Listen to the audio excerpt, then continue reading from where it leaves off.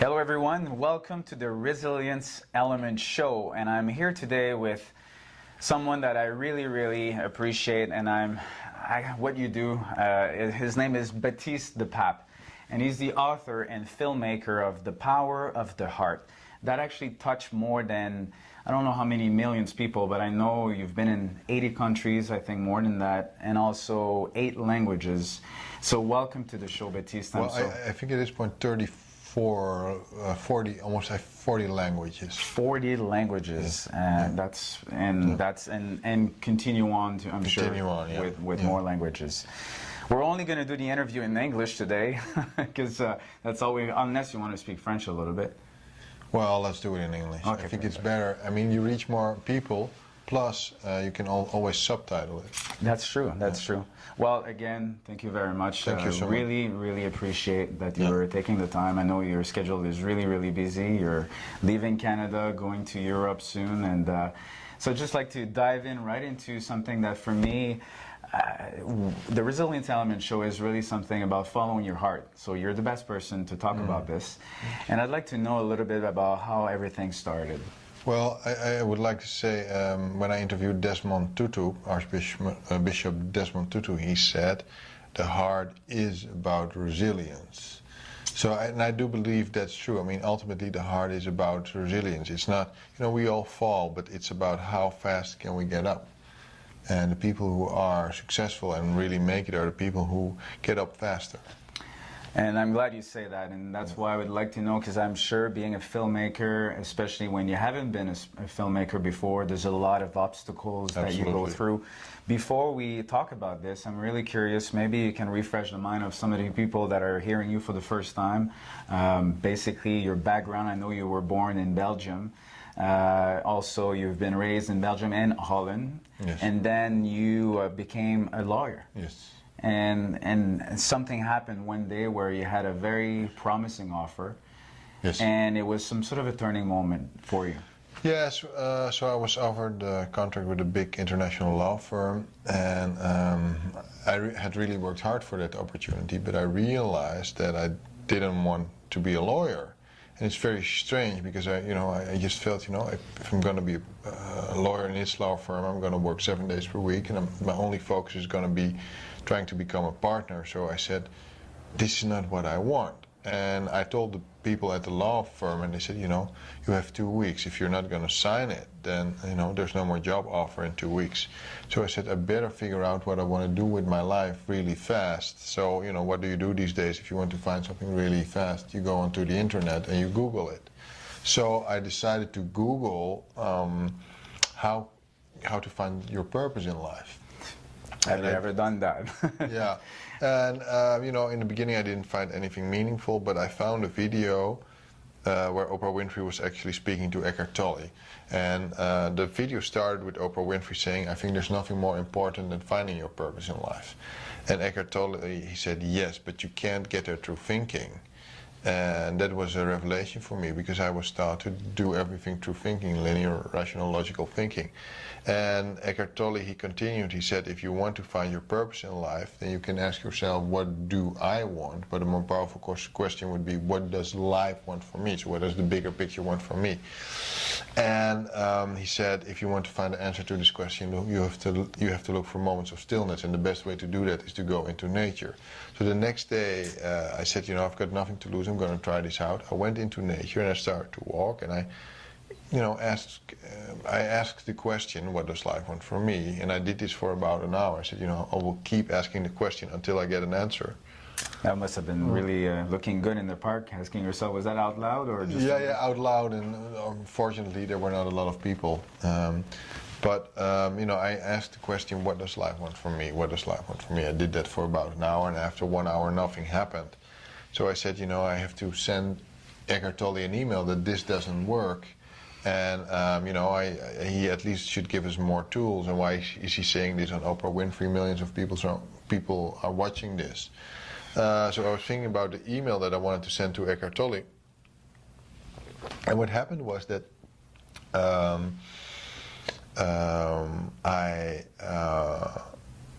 it started to rain. It started to rain really hard. And so I forgot all about the email that I wanted to send. And I just started to run, and I was looking for a place to hide from the rain, of course, and I found 6 big old trees. And when I was standing under those trees, I thought I had a heart attack. I had this very painful feeling in my chest, and I thought I was going to die. And I thought, oh my God, I'm going to die. They're going to find my body here. And I thought, this is probably the answer to the question, what does life want from me? Die. It's over. So, if I still don't know what happened, but if I would describe the feeling, I felt there was a bone in my heart and it broke, and I even heard the noise of the breaking of something. And right after this happened, painful feeling in my chest, I started to cry, and I don't like to cry at all, but I started to cry because I was feeling this overwhelming feeling of love, peace, of clarity, but most of all this overwhelming feeling of coming home that I've never experienced in my life ever before. And when I was feeling this powerful feeling of love and coming home, like a download idea came to me, you have to make a film about the heart. And I immediately remembered what Eckhart Tolle had said. He said, you can't get it through thinking. And this download was not coming through my thinking, but through this very powerful feeling of love. So I knew that's going to be my purpose. There's no way that I have this powerful feeling of aliveness and this thought at the same time that this is not my purpose. So I started to follow the aliveness. And although my mind was protesting, because my mind said, you don't know anything about film production, and you're a lawyer, so you don't know anything about the heart. So my mind was really protesting, but I felt that this was my purpose, and I remembered what Martin Luther King had said. He had said, you don't have to see the whole staircase, just take the first step, and that's enough. Yeah. So now you're there. You had the feeling, and I think the feeling is something that I've heard from you. It's a very important word. The feeling in your heart, the feeling in your body. Yeah. So you find that out. What's the next step after that? And after you were in that situation with the trees and everything, you had to go back to the law firm and do something. And no, I didn't go back to the law firm. I just started making the film. So the first thing I did is, action. Tony Robbins always says massive action, but I started to speak with film producers that know how to set up a film production, because I had no idea. And of course, the film producers in the city of Amsterdam, they didn't want to speak with me because they thought, this is a crazy idea. So it was interesting that although the people that knew how to set up a film production didn't want to help me, I still felt, if they are not going to help me, then I'm just going to figure it out myself. And I said, maybe I'm supposed to do this not on experience, but maybe I'm supposed to do this on intuition.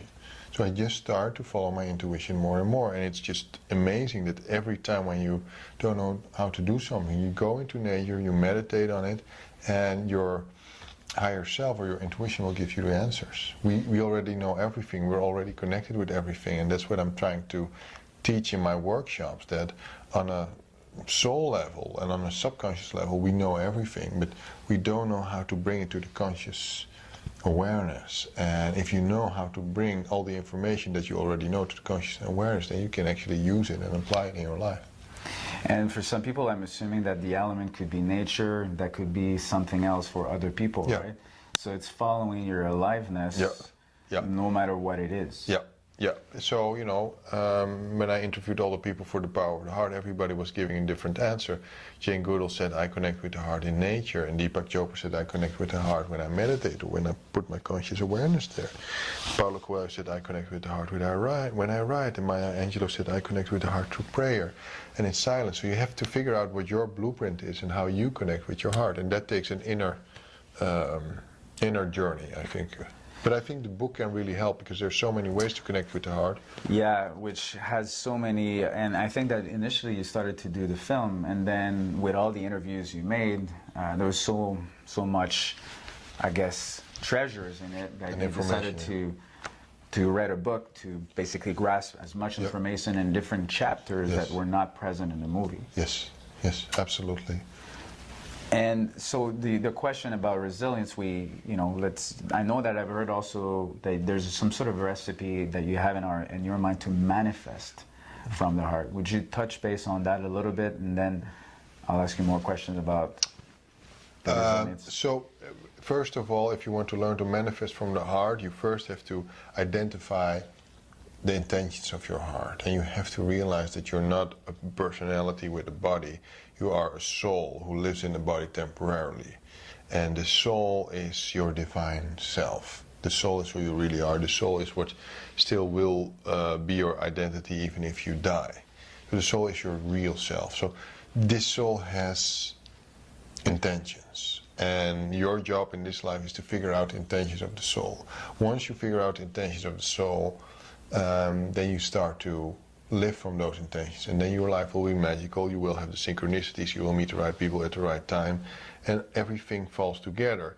One of the speakers in the film, Mark Nepo, says a fish cannot drown in water, a bird cannot fall from the sky. Each creature must find their own God-given element. And he says it's easy for fish, it's easy for birds, they know their element, but it's not so easy for us human beings, because we don't get the manual, we don't get, our blueprint, what we're supposed to do. And I think we can only find our element and our purpose when we come into our heart. That's when we wake up. That's when we are no longer the living dead. That's when we start to see that everything is connected. That's when we start to see that we have so much wisdom, intelligence, and power available to us. And when you start to see that you're just more than this body, and you are a divine soul, you just know that you can do anything and manifest anything. But the soul has intentions, and your job is to identify the intentions of the soul, not the intentions of the personality and the ego. My ego wanted to be a lawyer, and my soul wanted to do what I'm doing right now, writing books, producing films, and so there can be a conflict. But your life really starts, you really start to wake up when you realize that you have a soul, and the soul has intentions. And I remember also, so it was really a certainty for you, really, when you had that intention, it came in your heart, and then right away, like you said, you just didn't even go to the law firm, you started to make some actions, which I'm sure gave you some results, and there's some reinforcement. Now, for people that are following their heart, and listening to their intention, sometimes results are not always there, right? You have a certainty, you're sure about it, you go for it, you take massive action, and then the result doesn't provide any positive reinforcement. So what would be your best advice for the people that might be in that situation, that think that they're following their heart, but they need that little more resilience? Some people might give up. Have you ever had that situation? Well, I do think that people sometimes think they're living from their heart and they're not. Tony Robbins, he's doing all these seminars and workshops, and an interviewer asked him one time, a lot of people come to your seminars and workshops, but they don't follow through. They don't, 1 year later, their lives have not changed, although they try to do it with all the tools that you give them. And he says, it's the biggest embarrassment in my industry, because most people don't change because they don't have certainty. And I know that certainty comes from the soul. So if you know in your heart if you're certain about what your mission is, who you are, then you're unstoppable. It doesn't matter if it's going to take 5 years, 10 years, 20 years. You are just living on purpose. And a lot of people measure their purpose by their results. It's not about the results, it's about being true to what you want to do. So we have to stop measuring results all the time. We have to be more focused on the process. Am I living my soul's purpose?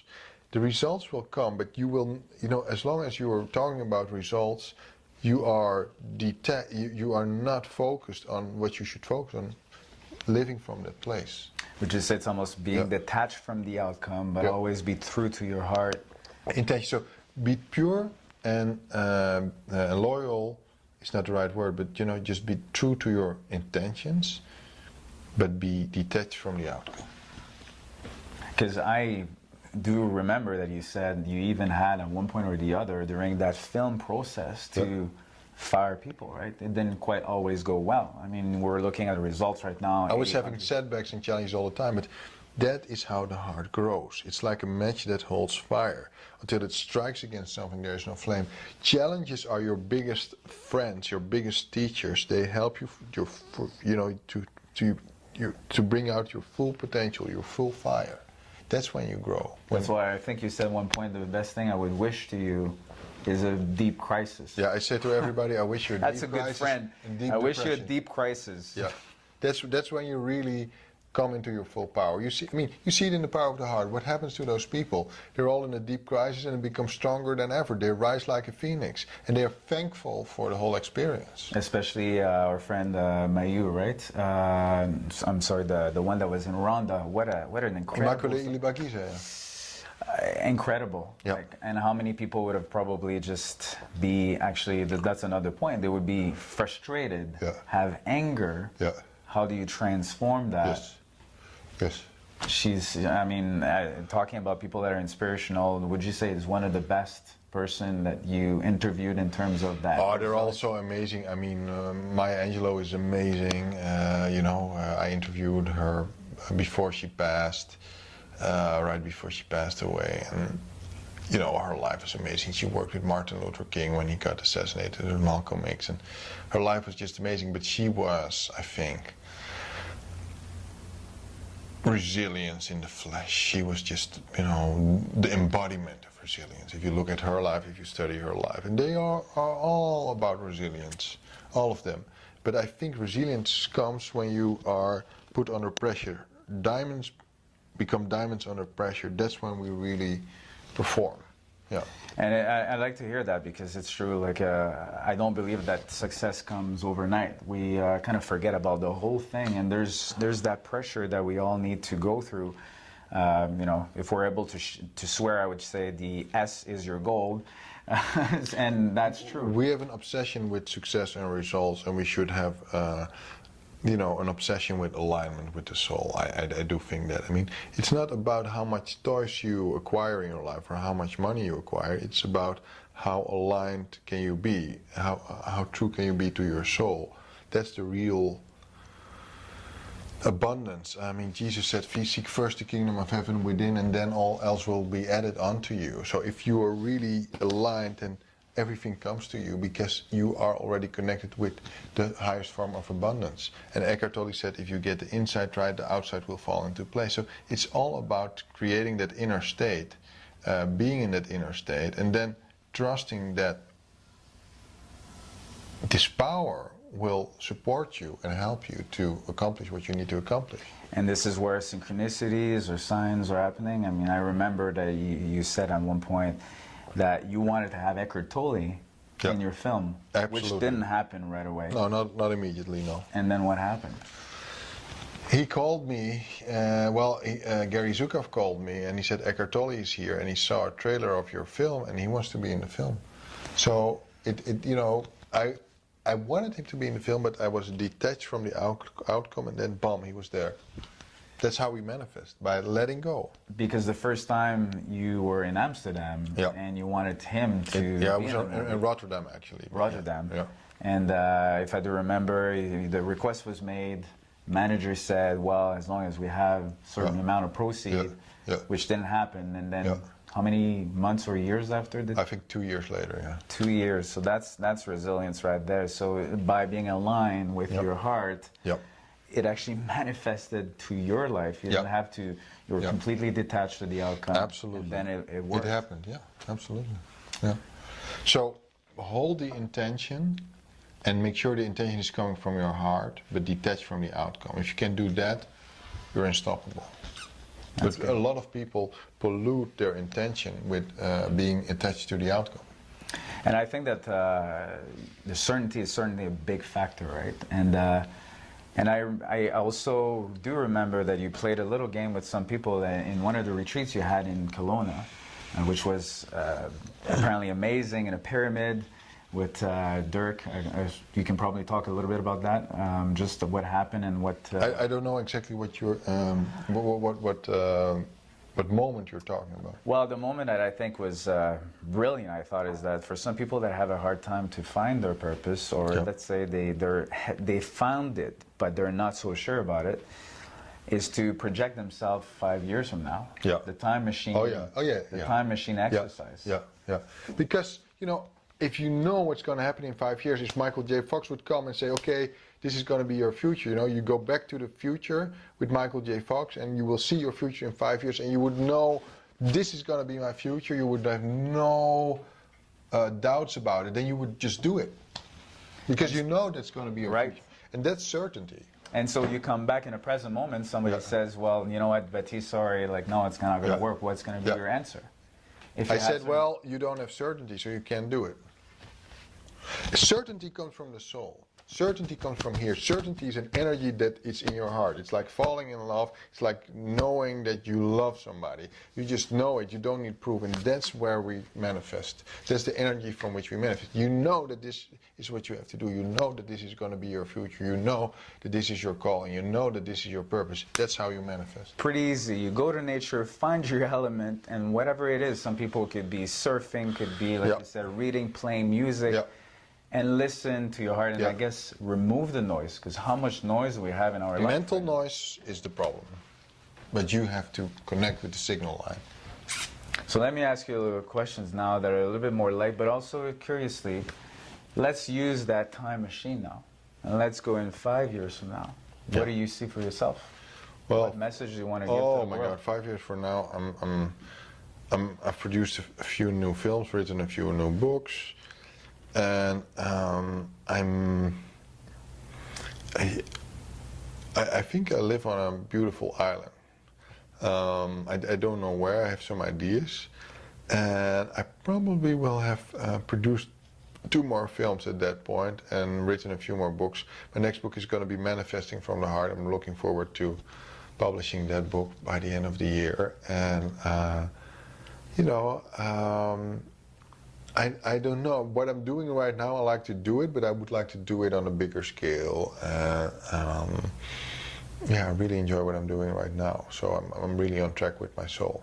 And I can see that. And you're actually in a tournée. So that's the French word. We'll put a subtitle on that. You're going across the world until the end of this year, right? Before you're going to really start on that project. Is there a message that you haven't really, I'm sure you've had so many interviews, but something that pops in your head that you feel you need to tell? Yeah, sure. Audience? I mean, the message is, you know, we've been taught to do everything with our mind, from our mind, and that's really good and really nice, but, you know, we should learn how to work from the combination of the heart and the mind. And the relationship should be that the heart is the master and the mind should be the servant. And you have to understand their relationship. The mind is a very good executioner, but the heart sees everything from a much higher perspective. So if you are on a boat on a river, and you are the mind can only see the next bend, the next turn on the river, but the heart can see the whole river from source to sea. So the heart knows everything, and the mind has to learn to trust that. We don't trust the heart. That's a big problem, and we can only learn to trust the heart when we start experimenting with it. And what I like from what you're saying is that you're not saying don't use your mind. No. You're saying use it to your own advantage. Get that message first from the heart, and then get your mind to execute. Very interesting, because I mean, a lot of people that follow your heart, but we're not saying that. We're saying use your executor, but first your master. Heart, master, mind, servant. Boom. That's it. Got the recipe. And it's really true. People, I mean, all the people in this book are talking about, and they've done very well for themselves. And I know that some people, if they're interested, they can do screening, because I think that you're doing screening all across the world right now. Going to thepoweroftheheart.com. Or to beyondword.com. Poweroftheheart.com or beyondword.com. Okay, and so that's possible to do these screenings. It's an amazing experience. I've done it myself, and especially in a group, and I would say watching more than once. It's like The Alchemist. You take that book, you reread it again, and there's new things that are emerging. I forgot so many great stories the second time I watched it. There's so much information, you can watch it 10 times. And it's the same thing with a book. So many great people that were inside that book. Baptiste, I would like to thank you so much for your time. Thank you, it's my pleasure. Thank you for interviewing me, and know that all the answers are here, and that you can do everything if you identify the intentions of your heart. It's all here. This is where you break through. This is where the resilience is. This is where you have the vision, and this is also where divine magical powers come into play, the synchronicities and support of the universe. So you can do everything, but you have to first identify what your heart wants for you. And that was a Resilience Element show, and I promise it will be a lot more episodes, and I'm so happy that we actually started with the best man I thought in my heart, the power of the heart, starting with the heart. And at the Resilience Element show, thank you so much, Baptiste. Thank you so much, Francis. I wish you all the best in Europe, and we look forward to have your new book, The Manifesting from the Heart, in 2017. Yes, absolutely. Thank you so much. Thank you so much.